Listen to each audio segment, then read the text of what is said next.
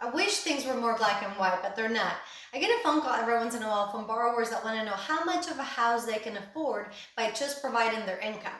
And unfortunately, things are not that simple or straightforward with lenders. There's a formula that they have to follow, that we have to follow, that takes in consideration income, but also expenses. Not just expenses associated to the new mortgage payment with taxes and insurance and homeowners association fees, if applicable, but also expenses that you currently have on your credit score, right? So we created a formula that helps us identify how much of a house you can afford, and we're happy to share it with you. Let me show you how it works. The lenders want to stay within about a 31 to 43% debt to income ratio.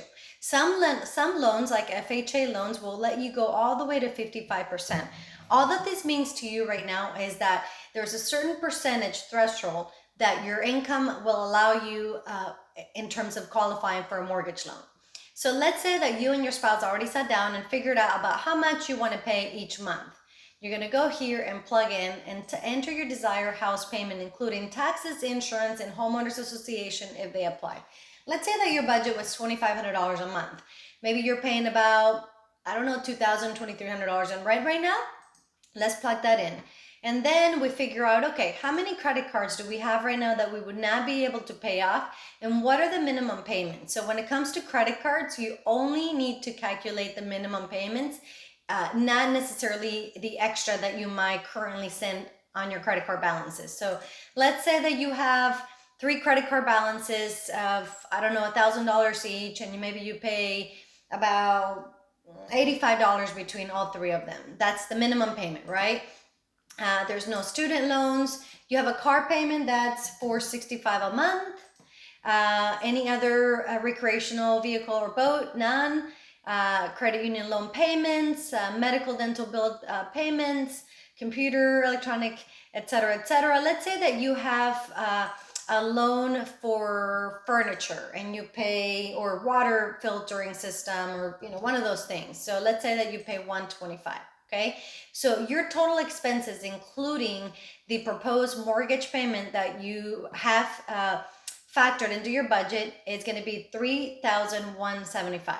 Okay, so here's where it gets a little bit tricky, right? Because when you ask a lender how much of a house you qualify for, it's not that straightforward. If you get paid W-2, then the lender will allow you to use your gross income based on the hours and or fixed salary that you earn. But if you're a 1099 employee, then you have to pay taxes at the end of the year, which means you don't get credit for the gross income. You have to provide 1 to 2 years of tax returns to figure out the income that you can use. So in this example, we're just going to use straight salary, and we're going to say that you are making $45 an hour times 40 hours a week times 52 weeks in a year. That's 93,600, and we're going to divide that by 12 months, and it's 7,800. Okay, and there's other types of income that can be considered, like Social Security, military pension, alimony, child support. Some of these incomes that you see on here, if they're not likely to continue for the next 3 years, you may not be able to use it. Or in the example of rental income, if you haven't filed the rental income on your tax returns, you can't use it unless it's a property that you just purchased recently. So it gets a little bit more tricky when it comes to other types of incomes, right? So we have $7,800 in W-2 income, and we have about $3,175 in expenses.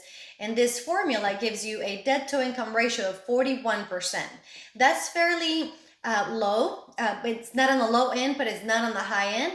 So you would be able to qualify for a conventional loan or FHA because you are looking at the back end ratio, which is the second number here, and you're within the limits per each type of program. For more information, I would love to help you. Contrasto, Boxwood broker, Boxwood mortgage, 713-387-9521.